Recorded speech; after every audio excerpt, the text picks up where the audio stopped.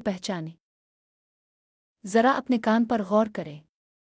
ये जिस्म का एक छोटा सा हिस्सा है, मगर अल्लाह ताला ने इसके अंदर ऐसा हैरत अंगेज़ निज़ाम रखा है कि इंसान सोचने पर मजबूर हो जाता है कि ये सब कुछ आखिर कैसे हो रहा है।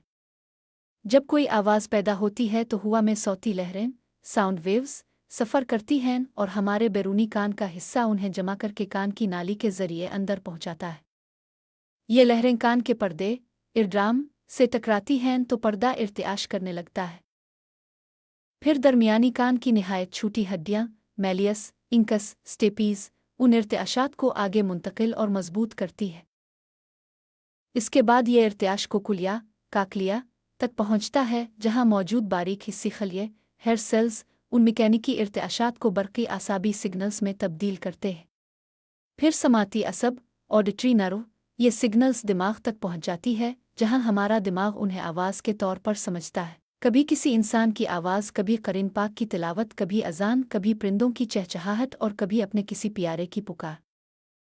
और हैरत की बात यह है कि हम ये सब कुछ बग़ैर सोचे, बग़ैर किसी बटन को दबाए और बग़ैर किसी मशीन को चलाए मुसलसल करते रहते हैं। ये कान हमने खुद नहीं बनाया, ना उसका निज़ाम हमने खुद तरतीब दियो। ये अल्लाह की अता है। हम रोज़ाना कितनी आवाज़ें सुनते हैं, मगर कितनी मर्तबा रुक कर कहते हैं, आ अल्लाह, तेरा शुक्र है कि तूने मुझे सुनने की नेमत अता फरमाई।